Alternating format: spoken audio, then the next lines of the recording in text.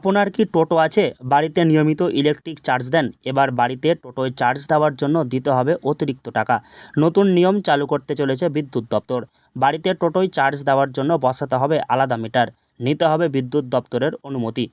এতদিন টোটো চালকরা ইচ্ছেমতো চার্জ করেছেন টোটোয়। সাধারণত প্রত্যেকেই নিজের বাড়িতেই টোটোর চার্জ দিয়ে থাকেন, কিন্তু প্রতিটি বাড়িতে যে ইলেকট্রিক লাইন রয়েছে তার ধারণ ক্ষমতা কম, কিন্তু টোটোয় চার্জ করতে গেলে বেশি পরিমাণে বিদ্যুৎ প্রয়োজন হয়। একটা সুযোগ সুবিধা এসছে, সেটা হচ্ছে ভেহিকেল চার্জিংয়ের জন্য।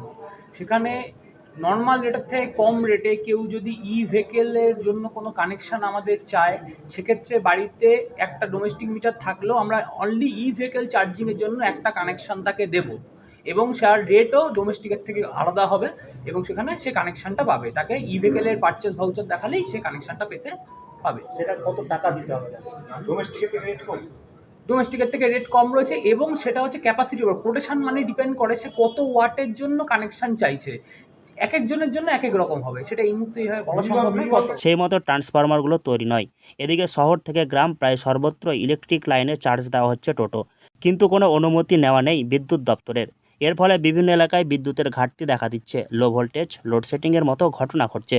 তাই এবার বিদ্যুৎ সঠিক ব্যবহার করতে ও কোনো এলাকায় কত পরিমাণে টোটো চার্জ দেওয়া হয় সেই পরিসংখ্যান মতো বিদ্যুৎ পরিষেবা দেওয়ার জন্য এই উদ্যোগ গ্রহণ করা হয়েছে। বাড়িতে ইলেকট্রিক মিটার থাকলেও আলাদা করে আরও একটি নতুন বৈদ্যুতিক সংযোগ নিতে হবে টোটো চালকদের। এই মুহূর্তে যদি কেউ টোটোর জন্য কোনো আবেদন না করে চার্জিং এর জন্য, তাহলে কি ব্যবস্থা নেবেন আপনারা? তাকে আমরা চিঠি করে জানাবো যে আমাদের এই সুযোগ সুবিধা রয়েছে, সেটা আমাদের সার্কুলেট হয়েছেও চারদিকে। তাকে আমরা বলবো আপনি আবেদন করুন, সেই আবেদন করার তাকে সুযোগ দেওয়া অবশ্যই দেবো, এবং সে আবেদন করে তার জন্য আমরা নতুন কানেকশনও দিয়ে দেবো। যদি কেউ না করে, চোরা পথে যদি বিদ্যুৎ নেয়, তাহলে কি? তাহলে সেটা বিদ্যুৎ আইন অনুযায়ী যে ব্যবস্থা আছে সেই ব্যবস্থা আছে, সেটা এক রকম এই ব্যবস্থা। বাড়ির বিদ্যুৎ মিটারের থেকে এই মিটার খরচ তুলনায় অনেক কম। কত ওয়াটের বিদ্যুৎ প্রয়োজন হবে সেই মতো বিদ্যুৎ দপ্তরের অগ্রিম টাকা দিতে হবে।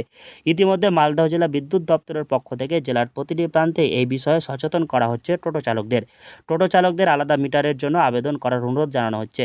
এরপরেও যদি কোনো টোটো চালক নির্দিষ্ট সময়ের মধ্যে বাড়িতে টোটো চার্জের জন্য মিটার না বসিয়ে থাকেন, তাহলে বিদ্যুৎ দপ্তরের পক্ষ থেকে আইনত ব্যবস্থা গ্রহণ করা হবে ওই টোটো চালকের বিরুদ্ধে। এই পরিষেবা সঠিকভাবে চালু হলে জেলা জুড়ে বিদ্যুৎ সমস্যার অনেকটাই সমাধান হবে। সুষ্ঠুভাবে টোটো চার্জ করতে পারবেন মালিকেরা। মালদহ থেকে হরজিৎ সিংহ, লোকাল 18 বাংলা।